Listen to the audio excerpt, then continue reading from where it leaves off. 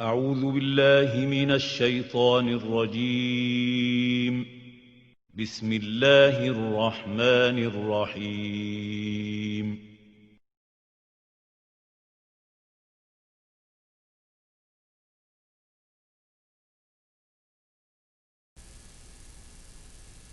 بسم الله الرحمن الرحيم.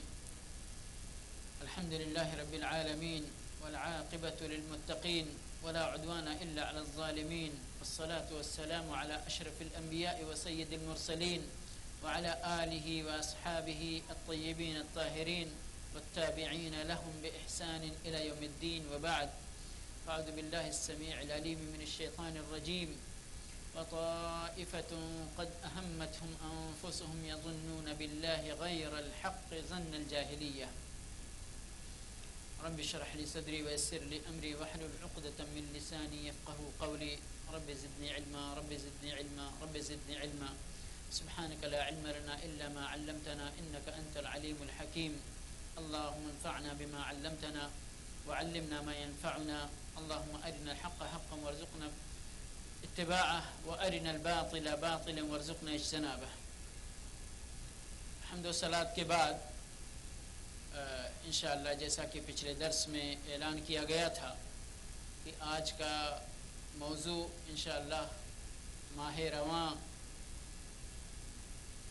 ہجری کیلنڈر کے مطابق سفر کا مہینہ ہے، اور انشاءاللہ اس مہینے کے تعلق سے مسلمانوں میں رائج بعض عقیدوں کی نشاندہی اور اس کے بطلان کو، اس کی تردید انشاءاللہ کی جائے گی بإذن اللہ تعالی۔ قبل اس کے کہ درس کا یا یہ کہیے کہ موضوع کی وضاحت کا آغاز ہو، چند باتیں اس موضوع کے متعلق ضروری جو ہمارے ذہنوں میں رہنی چاہیے وہ عرض کرنا چاہتا ہوں۔ بنیادی طور پر یہ دو باتیں ہیں۔ سب سے پہلی بات تو یہ ہے کہ اللہ رب العالمین پر ایک بندے مومن کو کامل ایمان رکھنا چاہیے،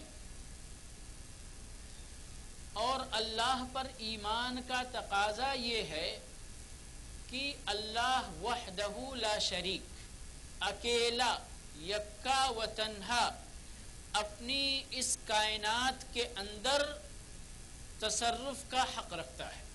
کون رکھتا ہے تصرف کا حق؟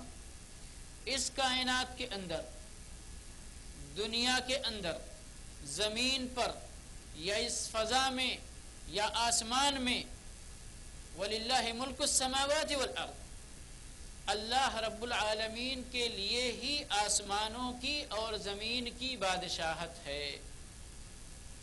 اللہ کے لیے ہی جو کچھ زمین میں ہے اور جو کچھ آسمان میں ہے اور جو کچھ ان کے درمیان ہے، کس کا ہے یہ سب؟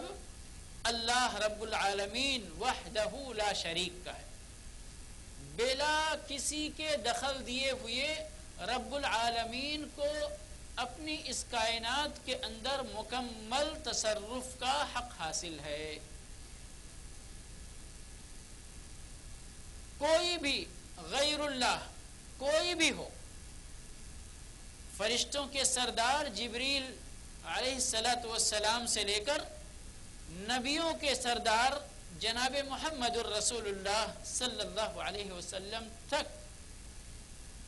کسی بھی ذات کو اس کائنات کے اندر بغیر اللہ کی اجازت کے کسی طرح کے تصرف کا حق حاصل نہیں ہے۔ یہ ہر مومن بندے کے ایمان کا حصہ ہونا چاہیے کہ اس کائنات میں ایک پتا بھی اگر ہلتا ہے تو کس کے حکم سے ہلتا ہے؟ اللہ کے حکم اور اللہ کی اجازت سے ہلتا ہے۔ نہ کوئی خود سے مرتا ہے، نہ کوئی خود سے جیتا ہے، نہ کوئی خود سے بیمار ہوتا ہے اور نہ کسی کو خود سے شفا یابی حاصل ہوتی ہے۔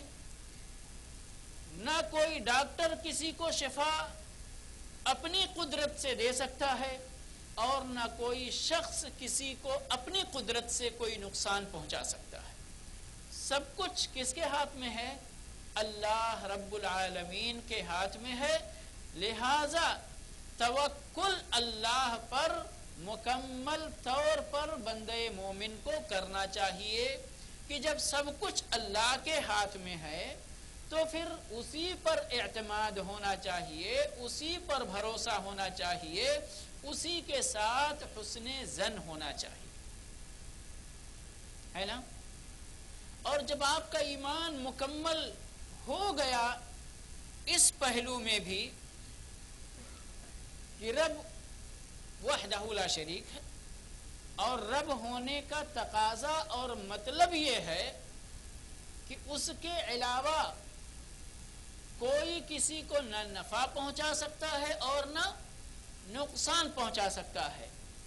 تو پھر بھلا بتائیے کہ پھر اس کے بعد یہ ایمانی طاقت جب آپ کے اندر پیدا ہو گئی تو پھر آپ کا خیال کسی اور چیز پر جا سکتا ہے کہ ہو سکتا ہے یہ چیز ہمارے لیے نقصان دہ ہو جائے، ہو سکتا ہے یہ چیز ہمارے لیے نقصان دہ ہو جائے، ہو سکتا ہے اس چیز سے ہم کو یہ گزند پہنچ جائے، اس کا یہ اشارہ ملتا، اس کا یہ اشارہ ملتا. کسی چیز کا پھر کسی چیز کی گنجائش باقی نہیں رہتی. اللہ رب العالمین نے کئی جگہوں پر اپنی ذات پر توکل کرنے کا حکم اپنے بندوں کو دیا ہے. وَعَلَى اللَّهِ فَتَوَكَّلُوا إِن كُنتُم مُؤْمِنِينَ. کتنی بڑی شرط اللہ رب العالمین نے رکھی ہے یہاں پر کہ اے میرے بندو اگر تم مومن ہو. دیکھیں یہاں پر بہت بڑا سوال ہے، یعنی ہمارے توکل کے اندر کسی طرح کی کمی ہونے کا مطلب یہ ہے ڈائریکٹ، اس کا اثر ڈائریکٹ کہاں پڑ رہا ہے؟ ہمارے ایمان پر پڑ رہا ہے. ہمارے توکل اللہ پر، ہمارے توکل کے اندر کمی ہونے کا مطلب یہ ہے کہ ہمارے اندر ایمان کی کمی ہے. ان کنتم مؤمنین، اگر تم مومن ہو، اگر تمہارے اندر ایمان پایا جاتا ہے تو اللہ پر بھروسہ ہو، مکمل بھروسہ، مکمل طور پر توکل. ہاں البتہ توکل کا مطلب سمجھیں، توکل کا معنی سمجھیں، اس کے اندر غلط فہمی کا شکار نہ ہوں، سمجھ گئے؟ اور توکل کا معنی یا توکل کے مفہوم کے اندر یہ چیز شامل ہے کہ آپ بھروسہ اللہ پر کریں، آپ کے دل کے اندر یہ عقیدہ جڑ سے مضبوطی کے ساتھ موجود ہو کہ نفع نقصان کا مالک کون ہے؟ اللہ رب العالمین ہے. روزی دینے والا، کوئی نعمت چھین لینے والا، اس کی طاقت سوائے اللہ کے کسی کے پاس نہیں ہے. اس کے باوجود آپ خیر کو حاصل کرنے کی کوشش کریں، شر سے بچنے کا جتن کریں اور کوشش کریں. جو چیز آپ کو صاف نظر آ رہی ہے کہ اس کے اندر آپ کے لیے بھلائی ہے وہ آپ اختیار کریں، اور جس چیز کے اندر صاف طور پر یہ بات نظر آ رہی ہے کہ اس سے آپ کو نقصان ہو سکتا ہے آپ اس سے اپنے آپ کو بچائیں. سمجھ گئے؟ یہ اللہ پر توکل کے خلاف نہیں ہے بلکہ توکل کے اندر شامل ہے. دلیل کیا ہے؟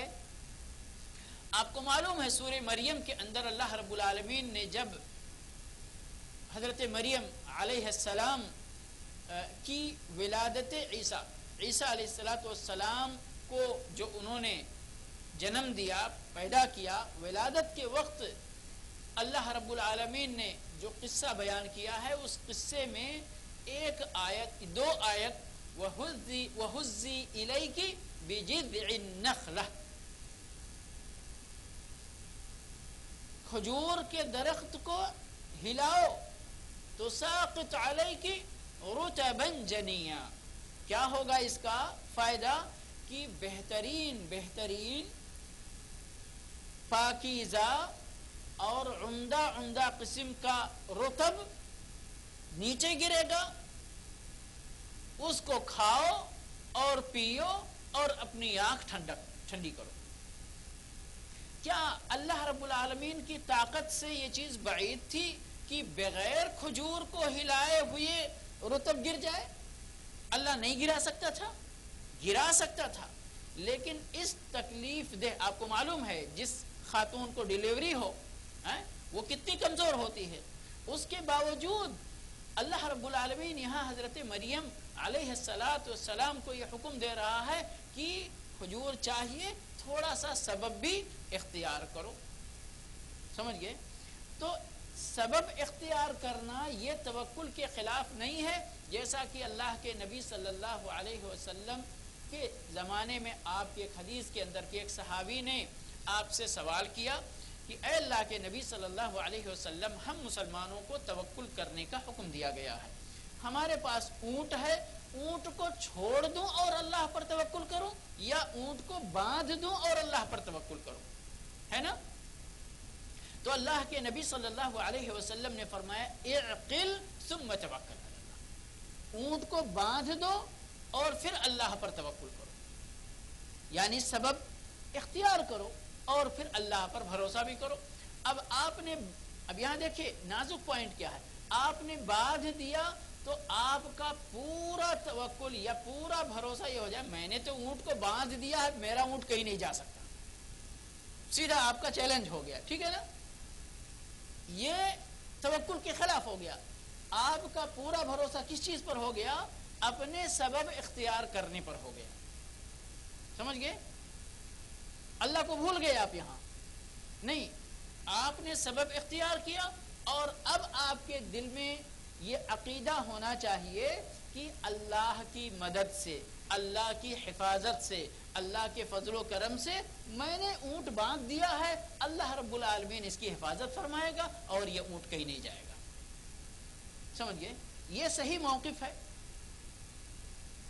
آپ چھوڑ دیتے آپ، اللہ واقعی اللہ کے پاس طاقت ہے کہ اونٹ کو حکم دے دے کہ اونٹ اسی جگہ رہے، ہے کہ نہیں ہے؟ لیکن اللہ رب العالمین کی یہ حکمت ہے کہ اس دنیا کو دار الاسباب بنایا ہے۔ اس دنیا کو کیا بنایا ہے؟ دار الاسباب بنایا ہے۔ اللہ رب العالمین کو کیا ضرورت تھی کہ ان آسمانوں کو اور زمین کو 6 دن میں پیدا کرتا؟ اور اللہ نے کہا بھی ہے حکم دیں تو ایک چیز آن کے آن میں ہو جاتی ہے، لیکن اللہ رب العالمین نے اپنی ایک سنت اس کائنات کے اندر بیان کی کہ اس کائنات کا یہ سسٹم اللہ نے خود اپنی حکمت سے بنایا ہے۔ آپ کو روشنی چاہیے، یہ بلب جلائیے، نئی روشنی چاہیے آف کر دیجئے، تاریکی ہو جائے گی، ہے کہ نہیں ہے؟ اور بہت سارے اسباب یہ دنیا یعنی اس کے اندر یہ چیزیں محتاج بیان نہیں ہے۔ تو ہم کو کیا ہر چیز میں اعتدال کا راستہ، اس چیز میں بھی ہمیں اعتدال کا راستہ اختیار کرنا چاہیے۔ بھروسہ اللہ پر اور آپ کے اپنے تگ و دو کے تئیں اسباب اختیار کرنا، اللہ رب العالمین سے مدد مانگتے ہوئے، اللہ رب العالمین سے اس کے فضل اور احسان کا سوال کرتے ہوئے۔ ٹھیک ہے؟ بات سمجھ میں آ گئی؟ تو ایک مسلمان کے عقیدے میں کیا چیز؟ اللہ رب العالمین وحدہ لا شریک پر ایمان مکمل، اور مکمل ایمان کا تقاضا کیا ہے کہ آپ اس پر اللہ پر توکل کریں، اور توکل کا موضوع محتاج بیان نہیں ہے، سنتے رہتے ہیں وقتاً فوقتاً، اس لیے میں اس میں بہت لمبی گفتگو نہیں کرنا چاہتا ہوں۔ دوسری بات جو بتانا چاہتا ہوں میں کہ انسان کو وہ بھی ایمان سے ہی یعنی وہ یہ روشنی نکلتی ہے کہ اللہ کے ساتھ ہم کو حسن ظن رکھنا چاہیے۔ اللہ کے ساتھ کیا ہونا چاہیے؟ ایک مسلمان آدمی کو حسن ظن رکھنا چاہیے، اچھا گمان رکھنا چاہیے، اچھا گمان رکھنا چاہیے۔ میں ایک مثال دیتا ہوں میرے بھائی اور دوستو کہ ایک بچہ نوزائیدہ اور اس کی شفیق ماں وَلِلَّهِ الْمَثَلُ الْأَعْلَى، اس بچے کے تئیں اس شفیق ماں کے دل میں کتنا رحم رہے گا، کتنی شفقت رہے گی، بھلا وہ ماں جان بوجھ کر اس بچے کے حق میں کسی طرح کی کوتاہی کر سکتی ہے؟ آپ کے دل دماغ میں یہ بات قابل قبول لگتی ہے؟ نہیں لگتی ہے۔ کیا مطلب ہے اس کا؟ یعنی ایک ماں کے بارے میں اپنے بچے کے تئیں آپ کے دل میں اتنا اچھا گمان ہے کہ ایک ماں اپنے بچے کے بارے میں کبھی کوتاہی نہیں کر سکتی۔ وَلِلَّهِ الْمَثَلُ الْأَعْلَى، پھر آپ کا عقیدہ اپنے اس رب کے بارے میں کیسا ہونا چاہیے کہ جس نے رحمت کو 100 حصوں میں بانٹا، ایک حصہ زمین میں اتارا، تو آپ نے ماں کے دل کے اندر اپنے بچے کے لیے اتنی رحمت پائی، اتنی شفقت پائی، اور وہ ایک ماں نہیں ٹھہری۔ یہ دنیا کب سے قائم ہے، کب تک قائم رہے گی، کتنی مائیں گئی، کتنی مائیں موجود ہیں، کتنی مائیں آئیں گی ابھی، اور صرف انسانوں کی مائیں نہیں بلکہ جانوروں کے اندر۔ اللہ کے نبی صلی اللہ علیہ وسلم نے مثال انسانی ماں کی نہیں دی تھی۔ اس وقت جس وقت رحمت کا بیان اور اس تقسیم کا بیان کیا تھا، اللہ کے نبی صلی اللہ علیہ وسلم نے ایک جانور ماں کی مثال دی تھی کہ ایک جانور اپنے بچے پہ اگر غلطی سے کبھی پیر رکھ اٹھے تو بھرپور پیر نہیں رکھتی ہے کہ میرے بچے کو نقصان پہنچ جائے گا۔ سبحان اللہ۔ تو یہ 100 حصوں، رحمت کے 100 حصوں میں سے ایک حصے کا کرشمہ ہے۔ جس رب کے پاس اس رحمت کا 99 حصہ موجود ہے، اس کے ساتھ ہمارا حسن ظن کیا ہونا چاہیے کہ وہ کتنی شفقت رکھتا ہوگا اپنے دل کے اندر، کتنی رحمت کا جذبہ رکھتا ہوگا اپنے بندوں کے لیے۔ پھر ایک مسلمان آدمی کو جس نے اپنے رب کو اس رحمت کے ساتھ اور رحمت کے اس نسبت اور اس پرسنٹیج کے ساتھ پہچان لیا ہو، تو وہ اپنے رب کے بارے میں بدگمانی کر سکتا ہے؟ نہیں۔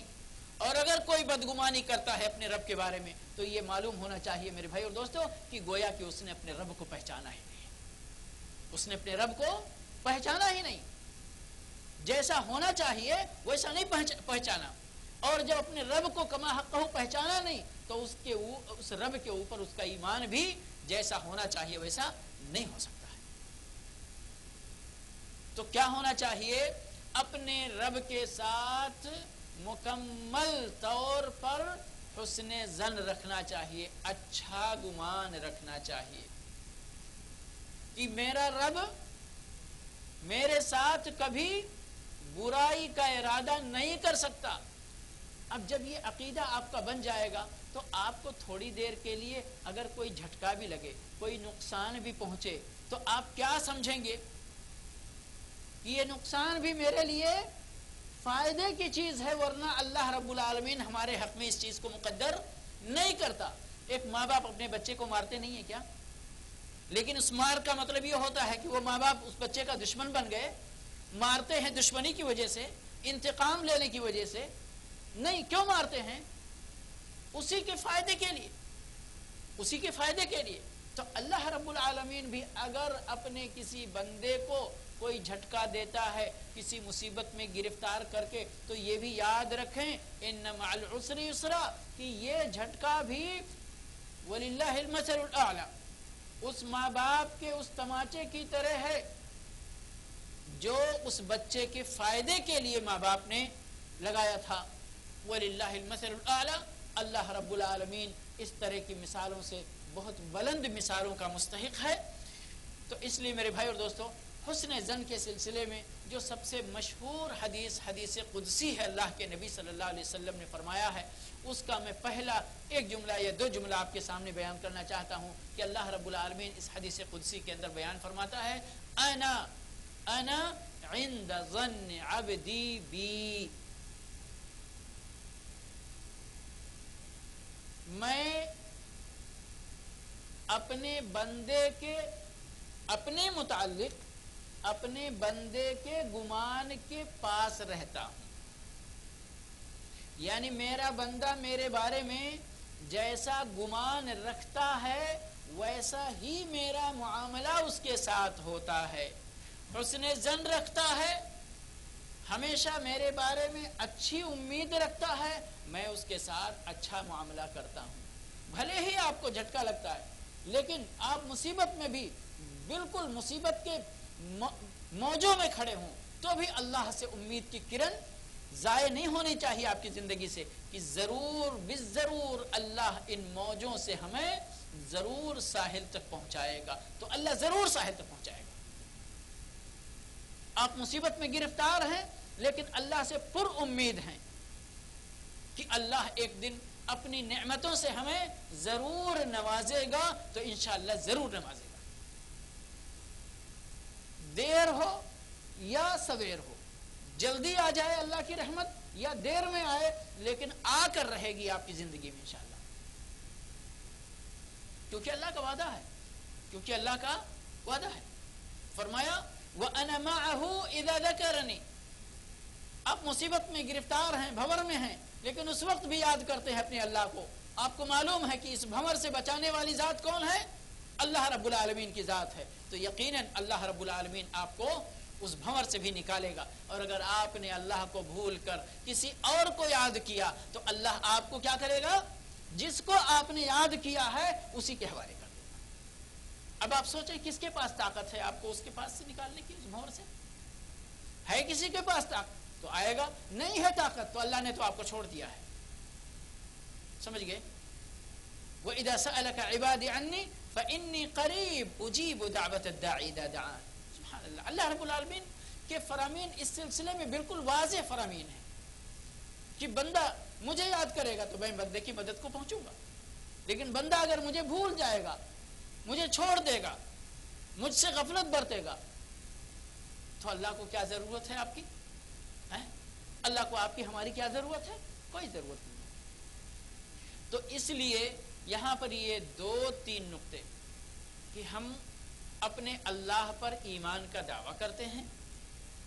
اب اللہ پر ایمان اللہ کی ربوبیت پر، اللہ کے اسماء و صفات پر اور اللہ کی الوہیت پر، کہ اللہ ہی اکیلا رب ہے۔ اور رب ہونے کا مطلب میں نے مختصراً بتا دیا کہ اس کائنات کے اندر ایک پتا بھی اللہ کے حکم یا اس کی اجازت کے بغیر نہیں ہل سکتا ہے، یہ ہے اللہ کے رب ہونے کا مطلب۔ سمجھ گئے؟ کوئی بھی کچھ بھی آپ تصور کریں، جتنا بھی تصور کریں، 1000 باتیں آپ کے دماغ میں آئیں تو ان 1000 باتوں کا یہ کون کرنے والا ہے، یہ کون کرنے والا ہے، یہ کون کر سکتا ہے، یہ کون کر سکتا ہے، یہ کون کر سکتا ہے، 1000 سوال بھی آپ کے دل میں اگر پیدا ہو تو اس کا ایک ہی جواب، کون کر سکتا ہے؟ اللہ۔ سمجھ گئے؟ پھر اس کے بعد جب اللہ اتنا بڑا ہے، اتنی قدرت والا ہے تو اور اتنی شفقت والا ہے، اتنی رحمت والا ہے، تو پھر اپنا لو بھی کس سے لگانا؟ اللہ سے لگانا۔ امید بھی کس سے رکھنا؟ اللہ سے رکھنا۔ حسن گمان بھی کس سے رکھنا؟ اچھا گمان بھی کس کے تعلق سے رکھنا؟ اللہ کے تعلق سے رکھنا۔ پھر کوئی بھی بدعقیدگی آپ کے اس ایمان کے محل میں داخل ہونے کی گنجائش اس کو نہیں۔ اتنا جب آپ نے سمجھ لیا تو اب یہ مہینہ چاہے سمجھیں سفر کا مہینہ، اور چاہے شوال کا مہینہ، اور چاہے محرم کا مہینہ، یہ اوقات ہیں کہ ہماری اسی امت کے بعض افراد ان اوقات سے نحوست کا عقیدہ رکھتے ہیں کہ شوال میں شادی غیر مبارک ہوگی، محرم کے دن میں کوئی بھی نیا مشروع ہمارے لیے نیا پروجیکٹ غیر مبارک ہوگا، سفر کے مہینے میں کوئی بھی کام کریں گے تو اس کے اندر ہم کو کامیابی حاصل نہیں ہوگی۔ یہ نہ سوچیں یہاں پر کہ ان سارے عقیدوں کا حامل ایک ہی بندہ ہوگا، نہیں، ضروری نہیں ہے، یا آپ لوگ اتنے جو یہاں بیٹھے ہیں ان سب کے دل میں یہی عقیدہ پایا جاتا ہو، ضروری نہیں ہے، لیکن اس طرح کی موسم کو یا موسم کے اندر یہ تنبیہ اس لیے کی جاتی ہے یا دہانی اس لیے کی جاتی ہے کہ اسی امت کے بعض افراد، بعض جماعتوں کے اندر ان عقیدوں میں سے کچھ نہ کچھ عقیدہ پایا جاتا ہے۔ اگر ہم میں سے کسی بھائی کے دل کے اندر اس طرح کا شبہ پایا جائے تو اس کا ازالہ ہو. ہمارے پیچھے ہمارے دوستوں میں، ہمارے جاننے والوں میں، ہمارے گھر قبیلے خاندان کے اندر، رشتہ دار کے اندر اگر کسی بھائی کے اندر اس طرح کا عقیدہ موجود ہو تو اس کا علاج کرنا چاہیے. ہم نہیں پہنچ سکتے، ہم آپ کے ذریعے اپنی بات اور اللہ کی، اس کے رسول صلی اللہ علیہ وسلم کی بات کو آپ کے پیچھے جو موجود لوگ ہیں ان تک پہنچانا چاہتے ہیں. سمجھ گئے؟ تو اس طرح کے دروس کو غور سے سننا چاہیے، اور پھر جن لوگوں کو بھی اس طرح کی باتوں کی، اللہ اور اس کے رسول صلی اللہ علیہ وسلم کی ان احکام کی ضرورت ہو، ان تک پہنچانا چاہیے اور ان کے عقیدے کی صفائی کرنی چاہیے، ان کے عقیدے کی دھلائی کرنی چاہیے، صاف ستھرا عقیدہ لے کر، تاکہ وہ اللہ کے پاس جائیں، تاکہ اللہ رب العالمین ان کو اپنے اجر سے نوازے، ان کو اپنی نعمت سے نوازے، اور اپنے غضب سے ان کو وہ یعنی بچ جائیں، اللہ رب العالمین کے غضب سے اللہ ان کو اپنے غضب سے اپنی پناہ میں رکھے. سمجھ گئے؟ تو یہ ضروری ہے. یہ مہینوں کے تعلق سے بات ہو گئی. اسی طرح سے یعنی وہ حدیث جس کے اندر اس مہینے کا ذکر ہے، اور بھی بہت ساری باتیں ذکر ہیں جو عرب کے بدعقیدگی کے تعلق سے عرب کے لوگوں میں پائی جاتی تھی.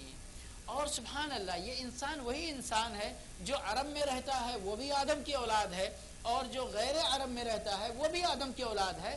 تو کچھ نہ کچھ باتیں سملر ہوتی ہیں جو یہاں پائی جاتی ہیں، وہی دوسری جگہوں پر بھی بنو آدم کے اندر پائی جا سکتی ہیں. اس لیے ضرورت ہے اس حدیث کو سمجھنے کی، اور اس حدیث کے روشنی میں اپنے عقیدے کی صفائی کرنے کی، اس بات کے تعلق سے بھی اور اس کے علاوہ دیگر باتوں کے تعلق سے بھی.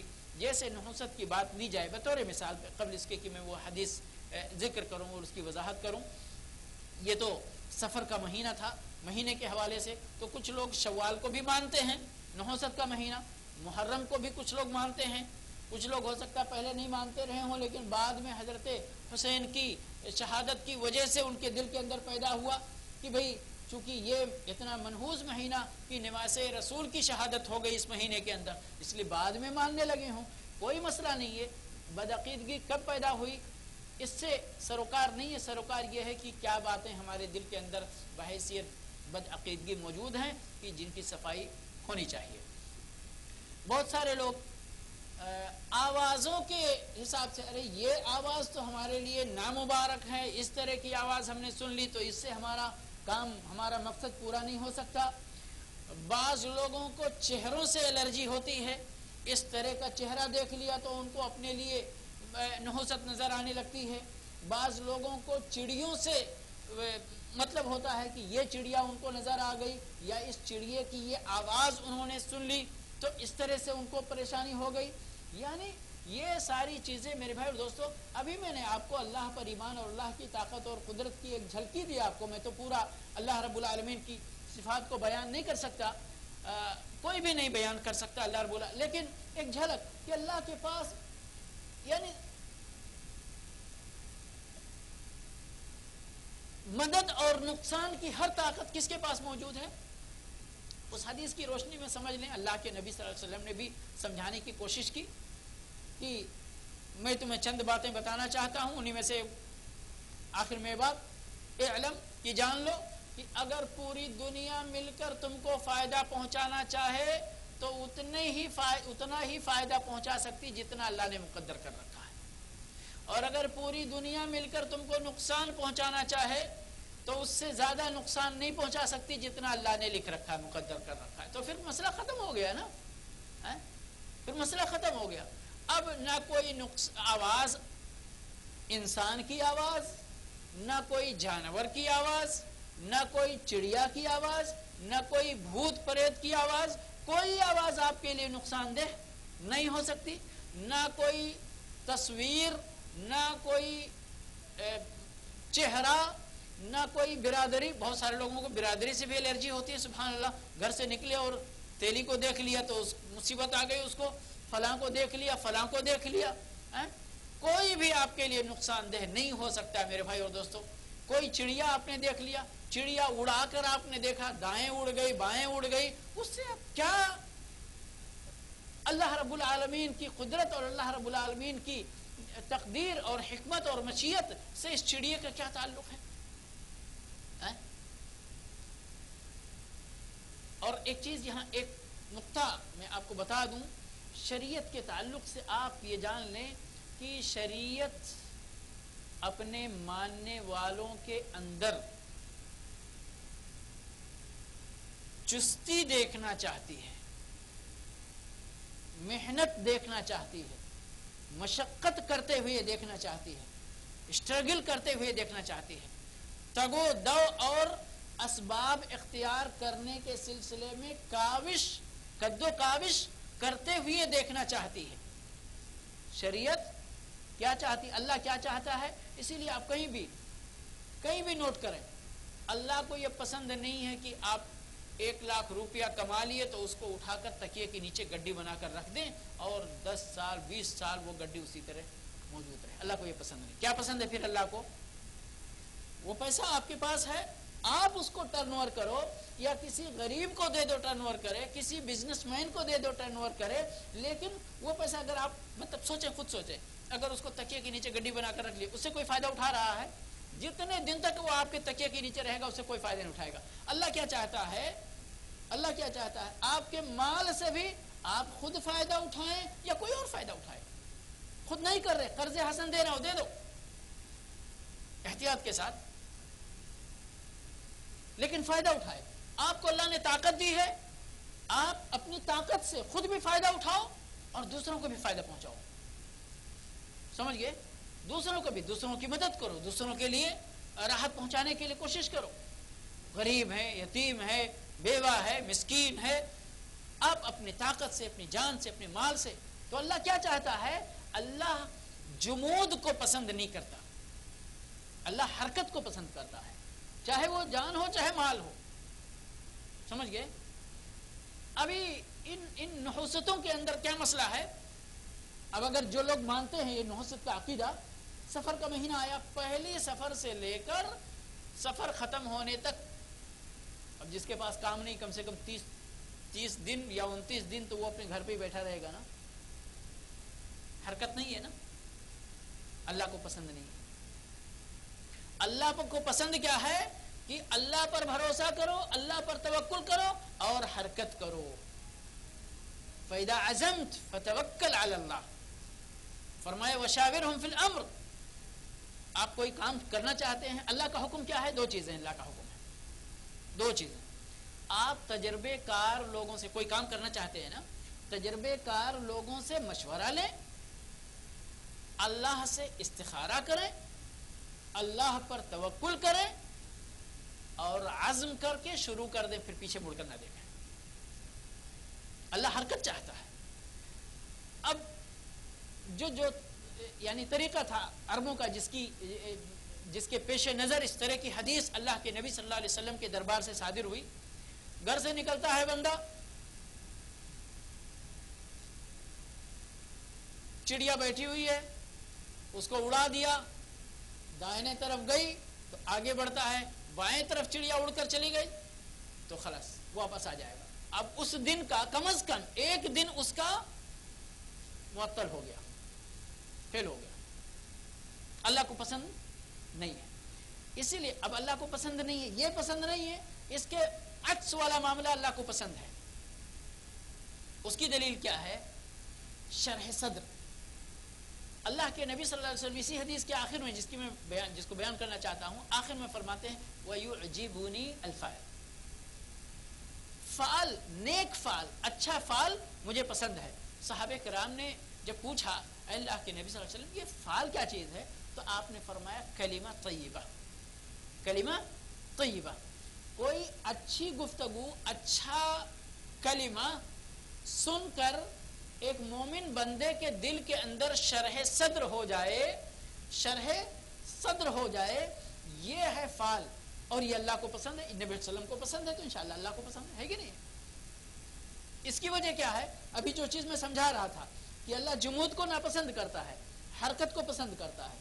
آپ نکلے مثال کے طور پر، آپ کے اندر جس یعنی منزل مقصود کا ارادہ کر کے آپ نکلے تھے، تھوڑا کچھ اگر تذبذب تھا، پہلی بات تو عزم ہونا چاہیے، لیکن اگر کچھ تھوڑا آگے پیچھے تھا اور آپ نے سن لیا کوئی ایسا کلمہ کہ جس سے آپ کا شرح صدر ہو گیا، دل میں خوشی ہو گئی، اور آپ ابھی تک جو تھوڑا 3 قدم آگے بڑھاتے تھے اس میں 1 قدم آپ کا پیچھے ہونے لگتا تھا، ابھی وہ 1 قدم جو پیچھے ہوتا تھا وہ بھی نہیں ہوگا. آپ کیا کریں گے؟ اپنے منزل مقصود کی طرف آگے بڑھیں گے. سمجھ گئے؟ تو اللہ کو کیا پسند ہوا؟ حرکت. اور مثل بھی ہے ہمارے یہاں، کہتے ہیں حرکت میں برکت ہے، ہمت مردہ مدد خدا. جب لوگ ہمت کرتے ہیں اللہ رب العالمین کی مدد آتی ہے. اور اللہ رب العالمین اگر آپ کو، اللہ نے کچھ چھوڑا نہیں اس دین کے اندر، کچھ آپ کو اپنا منزل مقصود حاصل ہو گیا الحمدللہ.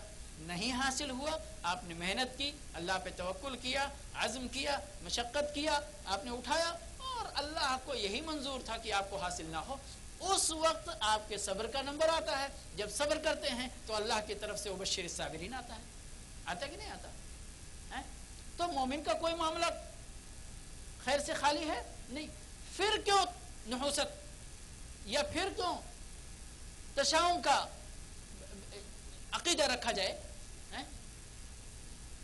اب بتائیے کہ سال کے 3 مہینے، اگر ہم صرف 3 مہینے، اگر کسی کی جانکاری اور زیادہ ہو، کسی اور مہینے میں اگر نحوست کی بات ہو ہم انسانوں اور مسلمانوں کے درمیان تو بتایا جائے. میرے اپنے علم کے حد تک شوال کا مہینہ اور محرم کا مہینہ اور یہ سفر کا مہینہ، جس میں عام طور پر تو کم از کم یہ 24% آف منتھ ہو گیا ہے کہ نہیں ہے؟ 3 مہینہ گویا کہ آپ اگر کوئی کام کرنا چاہتے ہیں تو کم سے کم یہ 3 مہینوں میں تو آپ معطل رہیں گے. اب اسی طرح اگر آپ کے ہر سال کا 3 مہینہ نکال دیں تو آپ کی 75 سال کی زندگی میں سے کتنا چلا گیا؟ سبحان اللہ، کیلکولیٹ کر کے دیکھیں. تو اللہ کیا چاہتا ہے؟ نہیں، ایک بندہ اللہ پر بھروسہ کرے اور اللہ پر بھروسہ کر کے قدم آگے بڑھائے، غلط عقیدے سے اپنے آپ کو بچائے.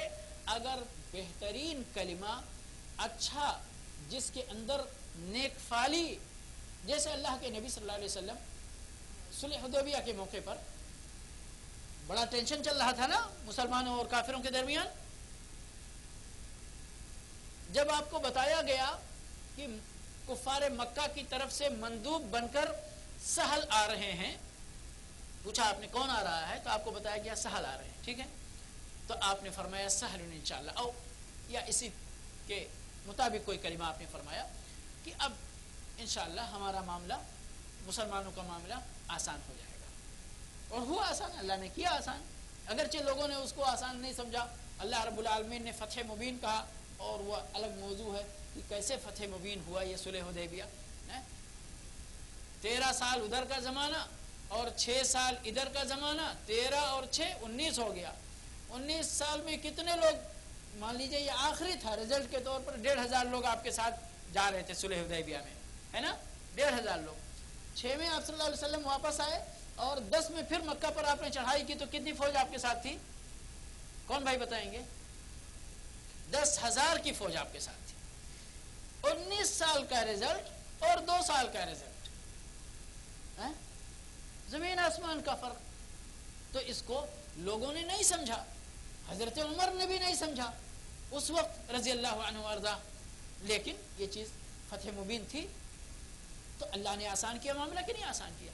تو سبحان اللہ. کہنے کا مطلب یہ ہے میرے بھائی اور دوستو کہ ایک مسلمان آدمی کی زندگی میں تا حیات اگر وہ اپنے ایمان کے سلسلے میں سچا ہے، پکا ہے، تو اللہ پر مکمل توکل، اسباب کو اختیار کرتے ہوئے اور اللہ سے امید رکھنا، اللہ سے رجا رکھنا، ڈرنا بھی اللہ سے، لیکن اللہ سے امید رکھنا، اللہ کے ساتھ حسن ظن اور بہترین گمان رکھنا. اور اسی پر زندگی گزارنا، اسی پر زندگی گزارنا۔ انشاءاللہ ہماری زندگی کے تمام مسائل اپنے اپنے وقتوں میں حل ہوتے جائیں گے۔ کوئی نیا کام کرنا ہے، مشورہ کرنا، استخارہ کرنا اور عزم کر کے قدم اٹھا دینا، باقی اللہ پر چھوڑنا، اسباب اختیار کرنا، توکل اللہ پہ کرنا۔ نحوست، بدفعلی، بدشگونی، اس طرح کا کوئی عقیدہ اپنے دل کے اندر آنے کے لیے دروازہ دل کا نہیں کھولنا، سمجھ گئے؟ انشاءاللہ سبھی معاملات صحیح ہوتے رہیں گے۔ یہ بدگمانی کا مسئلہ ایک چیز قرآن میں اللہ رب العالمین نے کئی جگہ بدگمانی کا جہاں بھی ذکر کیا تو کون لوگ بدگمانی کرتے ہیں اللہ کے ساتھ معلوم ہے؟ پہلی بات تو مشرکین کرتے ہیں، مشرکین کرتے ہیں پہلی بات، سمجھ گئے؟ کیونکہ اللہ پہ ایمان ہی نہیں ہوتا ان کا، ان کو معلوم ہی نہیں کہ اللہ کیا چیز ہے، تو وہ ہوتے دوسرے منافقین ہوتے، دوسرے کون ہوتے؟ منافقین لوگ ہوتے۔ جو آیت میں نے پڑھی وہ غزوہ احد کے موقع پر آپ کو معلوم ہے نا کہ نبی صلی اللہ علیہ وسلم جب فوج لے کر جا رہے تھے تو تقریباً 300 یا 700 کے قریب منافقین تھے اور راستے سے ہی واپس آ گئے تھے، سمجھ گئے؟ تو ان کے بارے میں اللہ رب العالمین نے کیا فرمایا؟ وَطَائِفَةٌ قَدْ أَهَمَّتْهُمْ أَنفُسُهُمْ يَظُنُّونَ بِاللَّهِ غَيْرَ الْحَقِّ ظَنَّ الْجَاهِلِيَّةِ۔ کفار و مشرکین کی طرح یہ منافقین بھی اللہ کے ساتھ بدگمانی رکھتے ہیں، جو ناحق بدگمانی ہے، غیر الحق، سمجھ گئے؟ اور اسی طرح سے مشرکوں کے بارے میں فرمایا الظانین باللہ ظن السوء علیہم دائرۃ السوء۔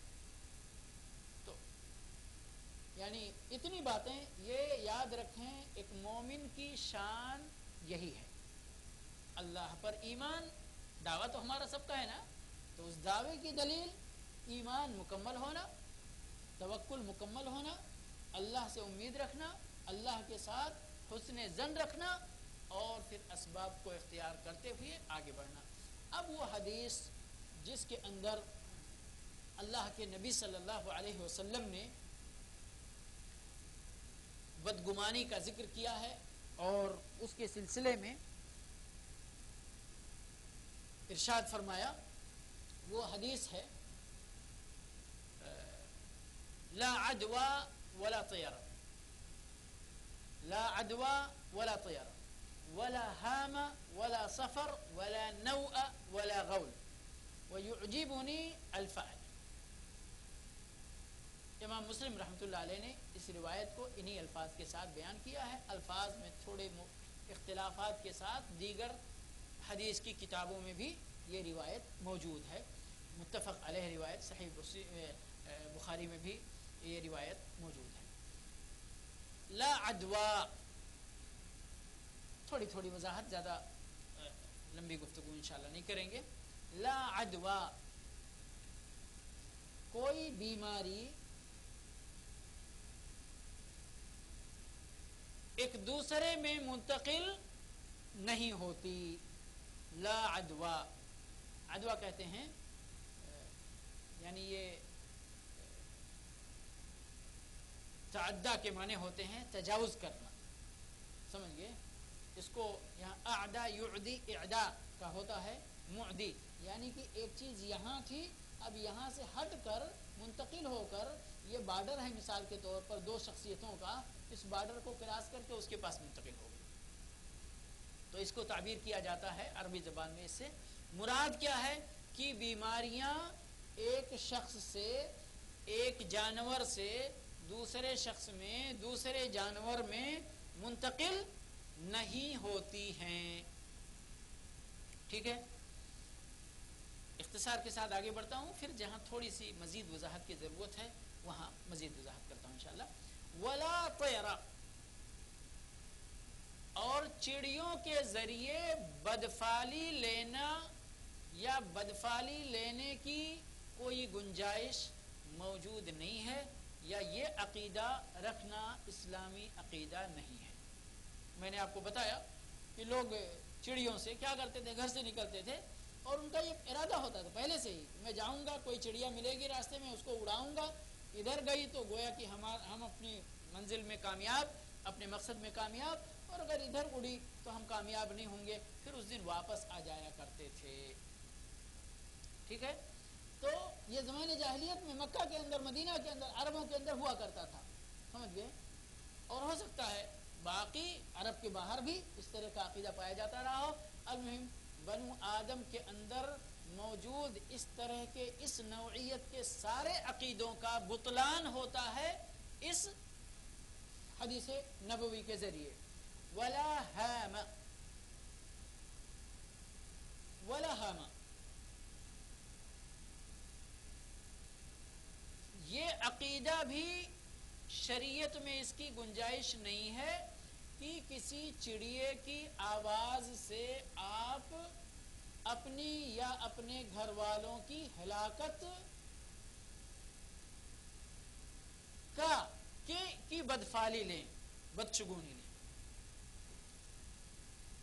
کہتے ہیں ہاما ایک ایسی چڑیا ہوتی ہے جو اپنے یہاں الو معلوم ہے نا، الو، جی، الو ہی کو کہتے ہیں یا الو سے ملتی جلتی کوئی چڑیا عرب کے اندر پائی جاتی تھی. سمجھ گئے؟ الو کے بارے میں سبحان اللہ ہم لوگوں کے یہاں بھی عجیب، دیکھیں میں نے کہا نا کہ کچھ چیزیں ہو سکتا ہے یہاں کے لیے خاص ہوں اور کچھ چیزیں ہمارے لیے خاص ہوں، کچھ چیزیں سملر، اس لیے کہ بنو آدم ہماری تفکیر اور ان کی تفکیر کہیں نہ کہیں جا کر مل سکتی ہے، اکٹھی ہو سکتی ہے. تو گویا کہ الو سے بدشگونی لینے میں ہم اور عرب برابر ہیں، ہے کہ نہیں ہے؟ ہمارے یہاں بھی بچپن میں ہم چھوٹے تھے سنتے تھے وہ الو بھی نہیں ہوتا تھا، معلوم نہیں کون سی چڑیا ہوتی تھی کیا، وہ آ کر کے عجیب غریب آواز جو ہے کئی گھر کے قریب درخت پر یا کہیں اور کسی جگہ بیٹھ کر کے وہ نکالتی تھی.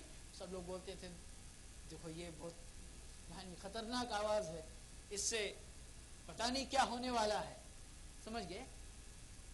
تو اس طرح کی ساری چیزیں گویا کہ اللہ کے نبی صلی اللہ علیہ وسلم نے اپنے اس ایک کلمے کے ذریعے پوری بدعقیدگی کی عمارت کو ڈھا دیا.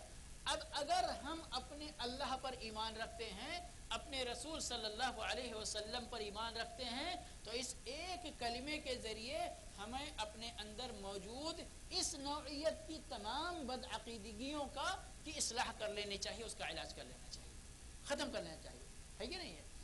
ولا سفر، یہی جو سفر کا مہینہ ہے اس کے تعلق سے، یا اس کے علاوہ بھی باتیں کہی گئی ہیں اس کے شرح کے سلسلے میں، لیکن سفر کے مہینے کی بات سب سے مشہور ہے اور اسی مناسبت سے یہاں پر یعنی یہ موضوع اختیار بھی کیا جاتا ہے. ولا نوء، اور کچھ نچھتر یا کچھ تارے وہ انسانوں کے لیے برے حالات لے کر آتے ہیں، اس کی بھی کوئی اصل نہیں ہے. ہمارے یہاں اس سے ملتا جلتا جملہ کیا بولتے، اگر کوئی پریشان حال ہے اور آپ اس سے اس وقت اس کی خیریت پوچھتے، ارے بھائی ہمارا ستارہ تو گردش میں ہے. کیا بولتے؟ ہمارا ستارہ گردش میں ہے، یعنی ہمارے حالات ٹھیک نہیں ہیں. بھائی ستارے کو، آپ کے ستارے سے، آپ کا ہے ستارہ کون سا؟ سارے ستارے تو اللہ کے ہیں، آپ کا کون سا ستارہ ہے؟ سمجھ گئے؟ تو اب یہ بھی گویا کہ عربوں کے اندر بھی پائی جاتی تھی یہ چیز اور ہمارے یہاں بھی برابر کا پائی جاتا ہے. اس کی کوئی حقیقت نہیں ہے. ولا غول، غول کہتے ہیں، آپ سب کو معلوم ہے کہ جیسے انسان تو وہی انسان ہے نا، لیکن اس انسان میں بھی کچھ لوگ بہت شریف ہوتے، کچھ لوگ گنڈے نکل جاتے ہے کہ نہیں ہے؟ بدماش، کچھ لوگ رہزن نکل جاتے ہیں، جیب کترتے ہیں، ڈاکے ڈالتے ہیں، ہے نا، ہر طرح کا. تو اسی طرح کی مخلوق جنات بھی ہے، اسی طرح کی مخلوق کیا ہے؟ جنات بھی ہے. تو جیسے انسانوں میں رہزن نکل جاتے ہیں، قافلوں پہ ڈاکے ڈالتے ہیں، ایسے ہی جنوں کی ایک جماعت جس کو غول کہتے ہیں عربی زبان میں، ان کا کام کیا ہے؟ وہ کیا بدماشی کرتے تھے؟ وہ مسافروں کو پریشان کرتے تھے. جیسے انسانوں میں کچھ لوگ مسافروں کو پریشان کرتے، اسی طرح جنوں میں سے کچھ لوگ ہوتے جو کیا کرتے مسافروں کو پریشان کرتے. پریشان کرنے کی نوعیت کیا ہوتی؟ ہمارے قذاق ہوتے ہیں، وہ لٹیرے ہوتے ہیں، لوٹ لیتے ہیں، مارتے ہیں، قتل کرتے ہیں، ہے کہ نہیں ہے؟ ان کے کیا کرتے تھے؟ وہ بھی ڈراتے تھے اور ان کو راستہ بھٹکانے کی کوشش کرتے تھے. کیا کرتے تھے؟ ڈراتے تھے اور راستہ. اب آپ سوچو، آج تو یہ ماشاءاللہ بڑے بڑے ہائی وے بنے ہوئے ہیں، ہائی وے کے نمبر بھی یعنی نیشنل ہائی وے اور نیشنل نمبر ہوتا ہے. اس نمبر کا آپ انٹرنیٹ میں دکھائیں یہ نمبر کا ہائی وے چاہیے تو آپ کو پتا چلے گا ہاں دمام ٹو ریاض کا ہائی وے اس کا یہ نمبر ہے کہ نہیں ہے؟ ریاض سے فلاں کا یہ ہے. آپ تصور کریں اور کبھی اسی ہائی وے پر چلتے ہوئے آپ اپنے دائیں اور بائیں اس طول طویل ریگستانی صحرا پر نظر ڈال کے آپ تخیل کریں کہ اگر یہ ہائی وے نہ ہوتا اور ہم کو دمام سے ریاض کا سفر طے کرنا ہوتا، اس ہائی وے پہ بنے ہوئے جگہ جگہ یہ پیٹرول پمپ اور یعنی مختلف قسم کی سہولتیں میسر نہ کی جاتی تو آپ یہ سفر کیسے کرتے؟ ہے کہ نہیں ہے؟ اب اس پر بھی سونے کا سہاگا. اگر آپ کو پہلے کے لوگ کیسے یہ ستارے جن ستاروں کو ہم نے اپنے لیے نحوست یا اپنی خوش قسمتی کا ذریعہ بنا لیا، وہ ستارے دراصل اللہ رب العالمین نے آسمان کی زینت بنایا ہے اور سفر کرنے والوں کے لیے رہنمائی کا ذریعہ بنایا ہے. تو لوگ ستاروں کا سہارا لے کر کے یہ ستارہ بھی ادھر ہے، یہ ہے، ہم کو اس سمت چلنا چاہیے، یہاں جانا ہے تو اس سمت چلنا چاہیے، وہاں جانا ہے تو پہلے کے لوگوں کو تجربہ تھا جو ہے. تو علی کل حال اس پر اگر کوئی آپ کو ڈرانے لگے، اور معلوم ہے بھوت پریت کا ڈر کیسا ہوتا ہے، بھوت پریت کا ڈر کیسا ہوتا ہے، جو لوگ جانتے ہیں یا کم سے کم جس دن قصے سن لیتے اس دن ٹھیک سے نیند نہیں آتی ہے کہ نہیں ہے؟ صحیح ہے. تو اگر وہی بھوت پریت واقعی اگر اس انسانی مسافر کو ڈرانا شروع کر دیں اور تمہارا راستہ ادھر نہیں ہے ادھر ہے اور وہ بھٹک جائے، جانا ادھر تھا اگر ادھر اس راستے پہ چل پڑا وہ، تو آپ کیا سمجھتے وہ شاید صحیح سلامت وہ زندہ نہیں بچے، اس لیے کہ خلاص اپنے منزل مقصود سے دور ہو گیا. اور صحرا میں پہلے کے لوگ چلتے تھے تو کتنا لے کر چلتے تھے؟ اونٹ پر لاد لیا، جتنا کھانا لاد سکے، جتنا پانی لاد سکے اتنا لاد کر چلتے تھے، اور پھر انجام یہی ہوتا تھا راستہ بھٹک گئے تو اونٹ پر بیٹھ کر جہاں تک نجات کا راستہ تلاش کر سکتے تھے تلاش کرتے تھے. اللہ کے فضل سے جس کو ملتا تھا وہ کامیاب بھی ہو جاتے تھے اور آ جاتے تھے راستے پر، نہیں تو پھر ان کا انجام کیا ہوتا تھا؟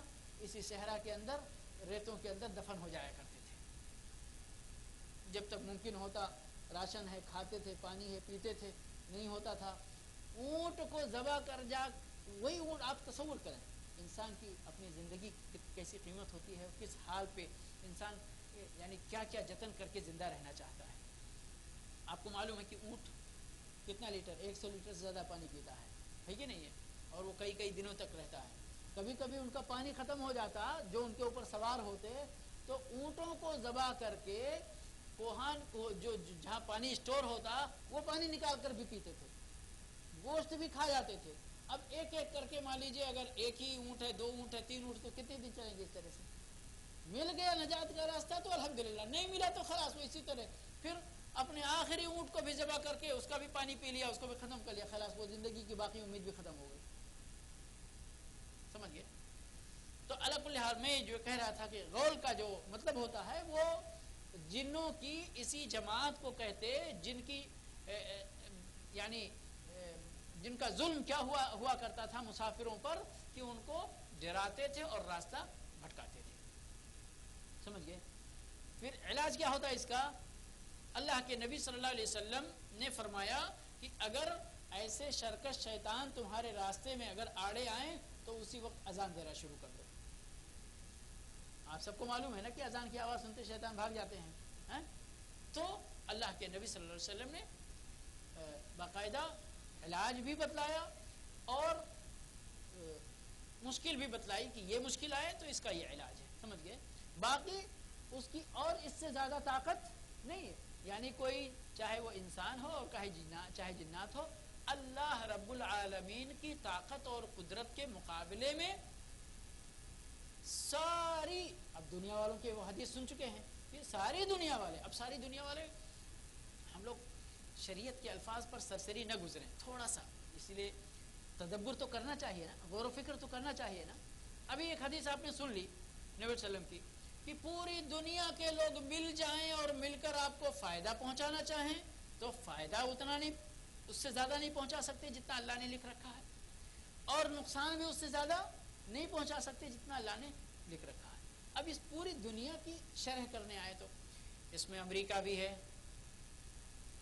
ٹھیک ہے نا، رشیا بھی ہے، ٹھیک ہے نا، چائنا بھی ہے، جاپان بھی ہے، فرانس بھی ہے، جرمنی بھی ہے، آسٹریلیا بھی ہے، سعودی عرب بھی ہے، اور پوری دنیا کی آج جو موجود ریاستیں ہیں، سپر پاور ہوں یا غریب ہوں، ساری طاقتیں، ابھی تو یہ طاقتیں آپس میں لڑتی ہوئی ہیں نا، لیکن لڑتی ہوئی طاقتوں کی بات نہیں کی گئی ہے، یہ ساری طاقتیں یکجا ہو جائیں، اکٹھا ہو جائیں، اب آپ سوچو کتنی طاقت ہو گئی، کتنے جہاز، کتنے ٹینک، کتنے میزائل، کتنی فوج، کتنا کتنا کتنا کتنا ایک طرف کر دیجئے، اور ایک کمزور سا انسان ہے، اس کو نقصان پہنچانے کے لیے یہ سارے لوگ مل کر دنیا کے چاروں طرف سے اس کو گھیرے ہوئے ہیں، کتنا نقصان پہنچا سکتے اس کو؟ اس سے زیادہ نہیں پہنچا سکتے جتنا اللہ نے لکھ رکھا ہے۔ اگر اس کو معمولی سا زخم پہنچنا مقدر ہے تو اس سے زیادہ زخم نہیں پہنچا سکتے، اگر اس کا ایک ہاتھ کٹنا مقدر ہے تو اس سے زیادہ دوسرا ہاتھ نہیں کاٹ سکتے، اور اگر اللہ نے اس کی موت لکھ دی ہے تو موت تو اسی طرح آنی ہی ہے، چاہے یہ لوگ مارے چاہے خود سے آئے، سمجھ گئے؟ اسی طرح فائدہ پہنچانے کی بات آپ سمجھ لیں، یہ سارے لوگ مل کر ایک چلو، اللہ سبحانہ، یعنی ایک چلو پانی کسی انسان کے حلق کے نیچے اگر اتارنا چاہے اور اللہ نے پانی کا وہ قطرہ اس انسان کے پیٹ میں جانا مقدر نہ کیا ہو تو پوری دنیا کی طاقت مل کر وہ قطرہ اس کے پیٹ میں نہیں لے جا سکتی۔ کیا سوچتے ہم؟ پھر یہ ڈرنا کس بات کا، پھر یہ بے توکلی کس بات کی، بدشگونی کس بات کی؟ تو یہ جنات بھی، اور یاد میں نے تو ابھی بیان کیا صرف دنیا کی بات، صرف جو ہے انسانوں کی بات نا، پورے جنات کی بھی طاقت ملا لیں، وہ بھی تو دنیا والے ہی ہیں نا، وہ بھی مل کر فائدہ پہنچانا چاہے نقصان پہنچانا چاہیں تو کوئی کچھ نہیں کر سکتا۔ پھر ڈرنے کی بات کیا ہے کوئی ڈرنے کی بات نہیں۔ اسی لیے دیکھیں آج مسلمان دنیا کے چپے چپے میں جو پیسے جا رہے ہیں، کوٹے جا رہے ہیں، ظلم و ستم کا نشانہ بنائے جا رہے ہیں، میرے بھائی اور دوستو یقین مانے یقین مانے یقین مانے، سوائے اس کے کہ ہمارے اندر ایمان کی کمی ہے کوئی دوسرا سبب نہیں ہے۔ ہم ڈرتے ہیں، ہم ڈرتے ہیں، ارے اس کے پاس تو اتنی طاقت ہے وہ یہ کر لے گا، ارے کیسے کر لے گا اگر اللہ کا حکم نہیں ہے تو؟ صحابہ کرام مٹھی بھر تھے، آپ سب کو معلوم ہے، قیصر و کسریٰ کی طاقت موجود تھی اس وقت کے حساب سے، جنگی ساز و سامان کے پہلو سے اگر ہم دیکھنا چاہتے ہیں تو ہر یعنی ترقی پذیر ڈیولپڈ ان کے پاس ساز و سامان موجود تھے، اور صحابہ کرام کے پاس کیا تھے؟ وہی ٹوٹی ہوئی تلواریں، وہی تیر ہے نا، وہی نیزے، کچھ بھی نہیں تھا۔ کون سی طاقت تھی؟ ایمان کی طاقت تھی، لڑ جاتے، کچھ بھی نہیں، ان کا کچھ بھی نہیں ہوتا، ان کا تہس نہس ہو جاتا اور دہشت پھیل جاتی۔ آج بھی مسلمان اگر موت سے ڈرنا بند کر دیں، اللہ پر بھروسہ کریں کہ موت اور زندگی اللہ کے ہاتھ میں ہے، مرنا ہے، وہ منافقین نے کہا تھا نا کہ ارے یہ لوگ نہیں نکل کے گئے ہوتے تو نہیں مرتے، آج اسی طرح کی بات کرتے ہیں نا لوگ، ارے ان سے لڑائی مول نہیں لینا چاہیے، اگر حق کی لڑائی ہے تو کیوں نہیں مول لینا چاہیے؟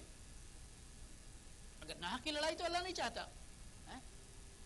منافقین نے کہا اگر نہیں جاتے تو اللہ نے کیا فرمایا کہ اگر ان کی موت لکھی ہوتی تو جہاں جہاں جو مرا ہے اپنے آپ نکل کر بھاگ کر جاتا وہاں پر. اور یہ حقیقت ہے سبحان اللہ. یعنی زندہ واقعات آپ کے اور ہماری زندگی کے اندر یہ چیز کو ثابت کرتے ہیں. ہمارے گاؤں کے ایک صاحب تھے, بڑے ہٹھے کٹے پہلوان یعنی جس کو کہتے ہیں پہلوان, چھوٹے موٹے لوگوں کو وہ یعنی ایسے نہیں پورے بدن سے کچھ نہیں کرتے تھے. میں نے دیکھا خود اپنی آنکھوں سے, کرتا پاجامہ پہنے ہوئے تھے اور یعنی نوجوان وہاں پر کشتی لڑنے کا مشق کر رہے تھے. آئے یہ چونکہ یعنی اس مرحلے سے آگے نکل چکے تھے, یہ پہلوان مانے جا چکے تھے, تو آئے تو سب لوگوں نے کہا ذرا کچھ سکھائیں ہم لوگوں کو تھوڑا. تو میں نے دیکھا وہ کچھ نہیں کیا, کرتا پاجامہ جیسے پہنے, بس یہ تھوڑا سا آستین سمیٹ لیا, اوپر کر لیا, اور جو اکھاڑے میں موجود ہوتے تھے ایک ہاتھ گردن پہ رکھا, ایک ہاتھ پیچھے رکھا, پلٹ دیا, ایک ہاتھ گردن پہ رکھا, ایک ہاتھ پیچھے. یعنی طاقت تھی سبحان اللہ. علی کل حال بیماری نے آ گھیرا ان کو, وہ کوئی خاص نہیں, یہ بخار 3 مہینے تک بیمار رہے, لاغر اس کے ہو گئے. اس کے بعد دیکھیں میں جو کہنے جا رہا ہوں کہ موت کس طرح اسی جگہ لے کر جاتی ہے جس جگہ آپ کی موت لکھی ہوئی ہے. ہمارے یہاں سے, ہم سدھارتھ نگر کے رہنے والے, ہمارا اسٹیشن بڑھنی اسٹیشن ہے جو گورکھپور اور گونڈا اسٹیشن کے بیچ میں ہے. ان کے دل میں کیا آیا کہ بیمار ہیں, دوا چل رہی ہے, کمزور, بغیر کسی کے ساتھ کے وہ کہیں نہیں جانا چاہیے, نہیں جا سکتے.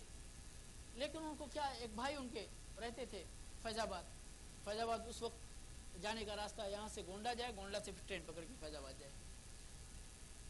آئے وہ ٹرین پکڑی, گونڈا گئے. میں کہاں جا رہا ہوں؟ بھائی کے پاس جا رہا ہوں. تو کیا ضرورت ہے بھائی کے پاس جانے کی؟ کچھ بھی معلوم نہیں, کیوں جا رہے بھائی کے پاس, کچھ نہیں, نہ گھر والوں کو بتلایا, نہ کچھ نہیں.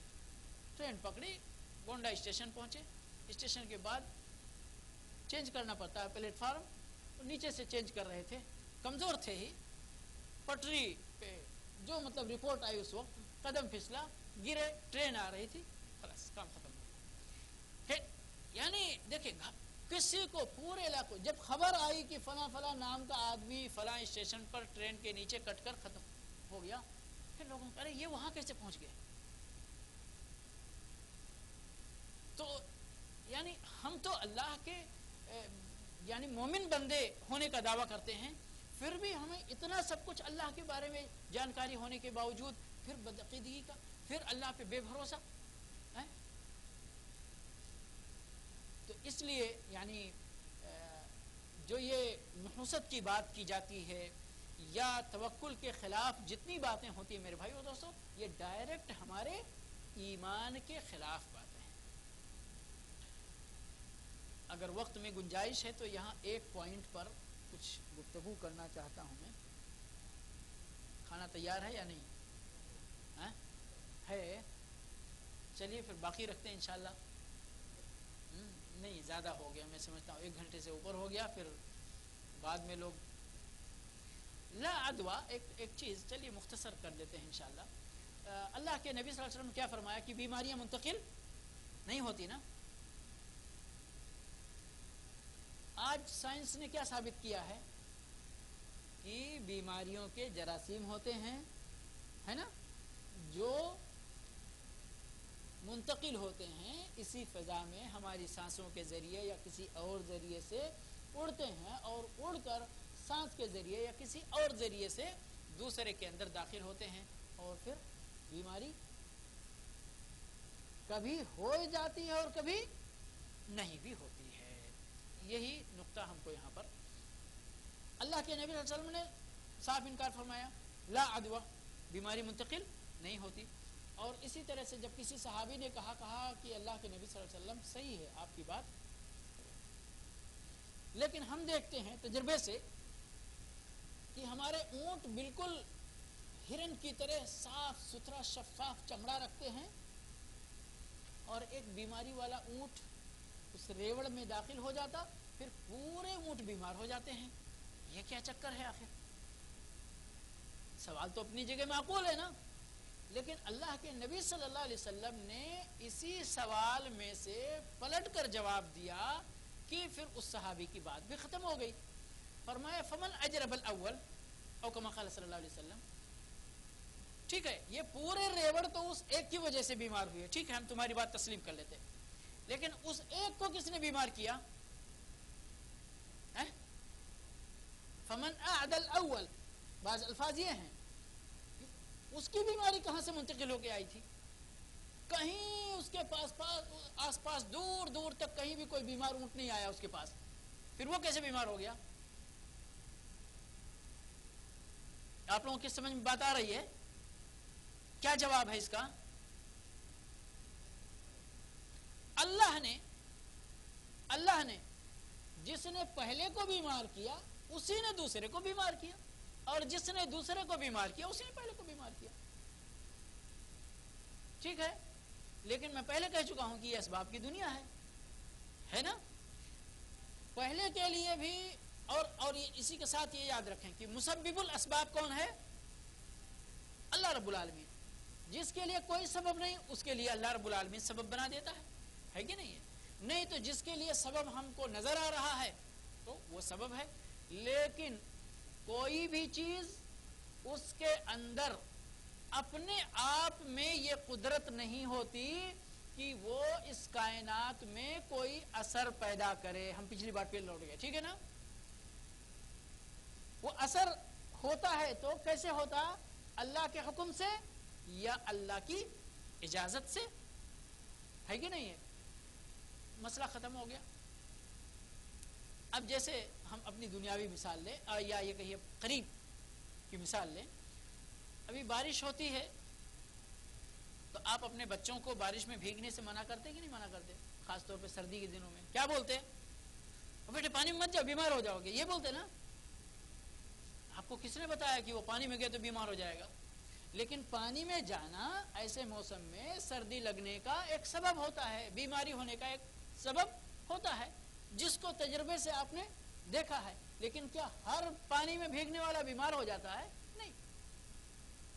اللہ نے جس کو چاہا یہ سبب اس کے لیے مؤثر بن گیا، وہ بیمار ہو گیا، اور جس کو نہیں چاہا 1 گھنٹہ بھی پانی میں بھیگتا ہے تو کچھ بھی نہیں ہوتا ہے. مثال. اور اس طرح سے جتنی مثالیں آپ دینا چاہیں اتنی مثالیں دے سکتے ہیں. سمجھ گئے؟ تو کیا ہوا؟ یہ لا عدوہ کا مطلب پھر کیا ہوا؟ کہ بیماریاں خود سے منتقل نہیں ہوتی ہیں. بھلے ہی یہ جراثیم اڑتے ہیں لیکن ان کے ذریعے وہی بیمار ہوتا جس کو اللہ بیمار کرنا چاہتا. جس کو نہیں بیمار کرنا چاہتا اس کو کچھ نہیں ہوتا. لیکن ہم تو یعنی کمزور ایمان والے ہیں، اور کمزور ایمان والوں کو ہی خطرہ ہوتا ہے کہ جب یہ آپ کا ٹیبل ہے مکتب اور سامنے ایک آپ کے دوسرے ساتھی کا ہے، بیٹھ کر ادھر کام کر رہا ہے، آپ بیٹھ کر ادھر کام کر رہے ہیں. اس کو زکام ہو گیا، 2 بار اچھی کیا، اور اس کے بعد آدھے گھنٹے کے بعد آپ کو اچھی آنا شروع ہو گیا. پھر آپ ارے یار تمہاری بیماری ہمارے پاس آ گئی، سیدھے بولتے نا. اب یہاں پر آپ کے ایمان کا امتحان ہوتا ہے، ٹھیک ہے نا. خلاص اس کو اپنے لیے اللہ کی تقدیر اور اللہ کی مشیت سمجھو. یہ مت کہو کہ تمہاری بیماری ہمارے پاس آ گئی. لیکن کمزور ایمان والے یہی کہیں گے. تو اس لیے اللہ کے نبی صلی اللہ علیہ وسلم نے اس کا ایک طرف انکار کیا اور دوسری طرف آپ نے فرمایا اسی حدیث کا ٹکڑا فر من المجذوم فرارک من الاسد. مختلف الفاظ آئے ہیں جس کا مفہوم ایک ہی ہے کہ تم کوڑھ کی بیماری والے شخص سے اسی طرح بھاگو جس طرح شیر سے بھاگتے ہو. اب کیا مطلب؟ ایک طرف اللہ کے نبی فرما رہے ہیں صلی اللہ علیہ وسلم کی بیماری جاتی بھی نہیں دوسرے میں، فرما رہے دوسرے طرف کی کوڑھ کی بیماری والے سے بھاگو. تو اپنی امت کے لیے بہترین راستے کی طرف یا بہترین عقیدے یا ان کا عقیدہ خراب نہ ہونے کی طرف رہنمائی ہے. سمجھ گئے؟ کہ ایسا راستہ اختیار کرو کہ نہ رہے بانس نہ بجے بانسری. اس کو تم دیکھ رہے ہو کہ بیمار ہے تو اس سے بچ کے رہو. ٹھیک ہے. اب اگر آ بھی جائے گی بیماری تم کو تو یہ تمہارا ایمان خراب نہیں ہوگا کہ اس کی وجہ سے بیماری آئی ہے. کہو گے بھائی ٹھیک ہے اللہ نے چاہا بیمار, لیکن اگر اس کے قریب رہو گے, اس سے مل جل کے رہو گے تو تمہارا عقیدہ خراب ہونے کا پورا خدشہ ہے. تم یہی کہو گے کہ اس کی بیماری ہمارے پاس آ گئی. اس بات کی اور پختہ ثبوت کیا ہے؟ اب اللہ کے نبی صلی اللہ علیہ وسلم کا ایمان جیسا تھا ہم لوگوں کے اندر پیدا ہو سکتا نہیں ہو سکتا. آپ کے بارے میں آیا ہے کہ آپ نے برس والے کے ساتھ, کوڑھ والے کے ساتھ بیٹھ کر کھانا کھایا ہے. اس لیے کھایا ہے کہ آپ کا ایمان پختہ تھا.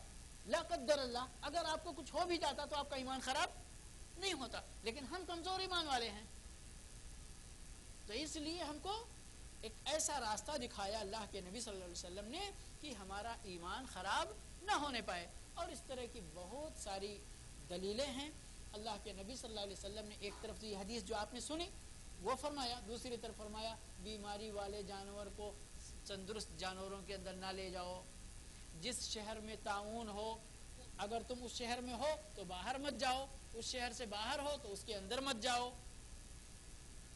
اور فر من المجذوم فرارک من الاسد, یہ حدیث آپ نے سنی لی. تو یہ ساروں کا خلاصہ یہی ہے کہ جو کچھ کرتا ہے اللہ کرتا ہے, لیکن کوئی ایسا سبب دیکھ کر آپ کا ایمان اور عقیدہ خراب نہ ہو, اس لیے ایسے اسباب سے بچ کر رہو.